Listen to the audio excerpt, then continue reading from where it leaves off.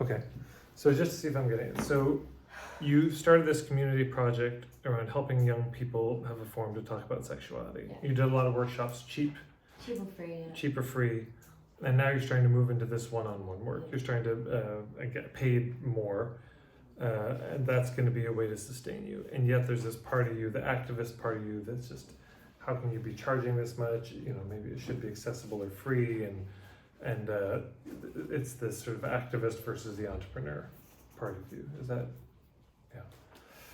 Yes. Okay, so yeah, raise your hand if you have that dynamic for yourself, this activist versus entrepreneur. Okay. So I don't know. This is just, I would say, first of all, it's a great question. This is a good question to just keep sitting with. I don't have the answer on this one. But it's just a good question. And you know, there's lots of processes you could do. One of the things I might recommend doing, I mean, you could just literally do this kind of as parts work, a little gestalt. Set one, you know, chair for this, one chair for that. One chair, this is for the artist or for the activist. This chair is for the entrepreneur. Yeah. And just literally step back and forth and talk to yourself. Have those parts talk to each other. Or journal, you know, literally journal out a conversation between them. But from this spirit of, and you could even have a third chair for it's you, and you're the you know, facilitator. And where your job is to reflect, am I hearing you? Is this, can you hear this? What do you hear when and you can just engage that conversation yourself. You could do that if you have friends who are willing to play those roles, but just to see if you can find a way that those two things can live together. Because the reason I can't answer it is because it's different for all of you. The model that you find for this, again, that's part of your point of view.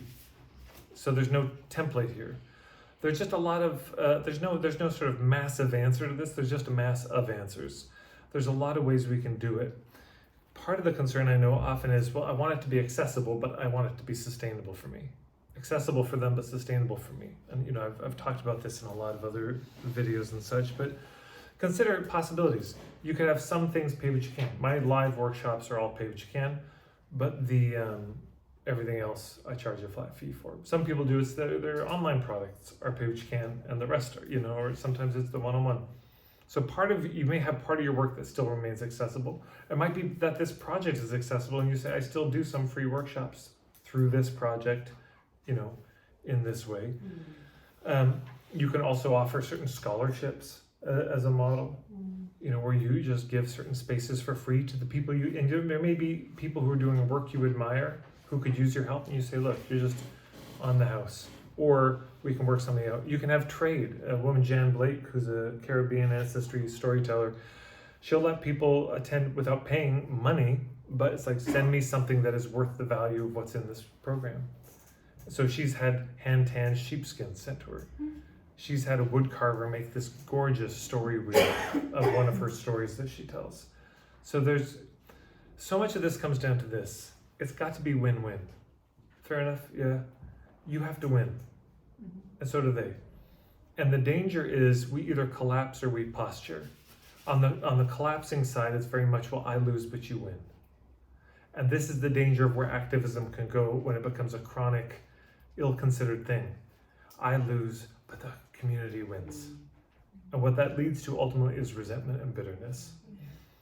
There's a time for it. I'm not discounting it. Thank God for martyrs who, you know, we have the rights that we have because of this.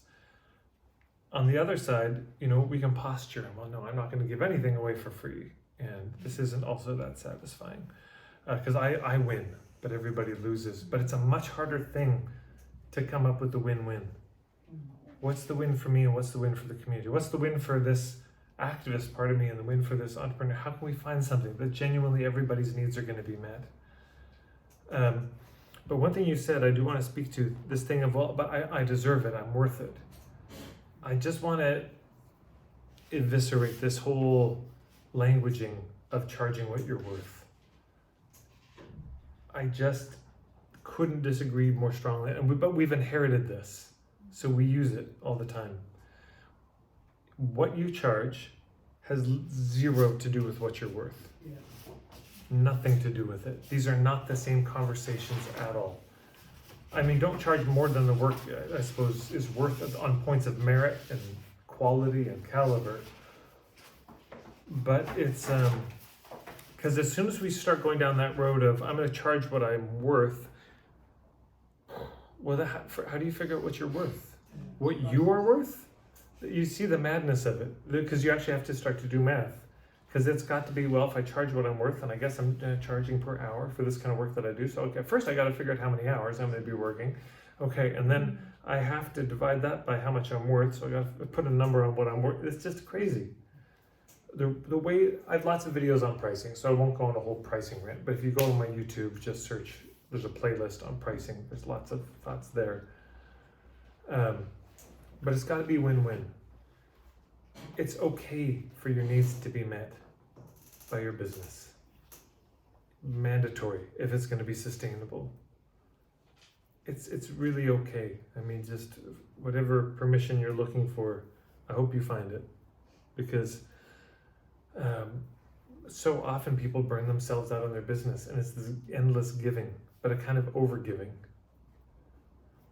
And it's one of the reasons that people struggle in their business is because they don't make the business a priority. But why is it not a priority? Because giving to other people is a priority. Yeah, it's, well, I would have worked in my business, but my friend needed help with this, and this other friend needed help with this. And it's beautiful. But I'm just suggesting if it becomes chronic, this is a problem. And at one phase in our life, this may work, and another phase, it's not working anymore. So win-win. Win-win for all the parts of you, win-win for yourself and the community, and that's dynamic, and it's always changing. As long as it feels good to you, that's the main thing. That's what I would say. I don't know if that helps, but yeah. Okay, let's go check the time.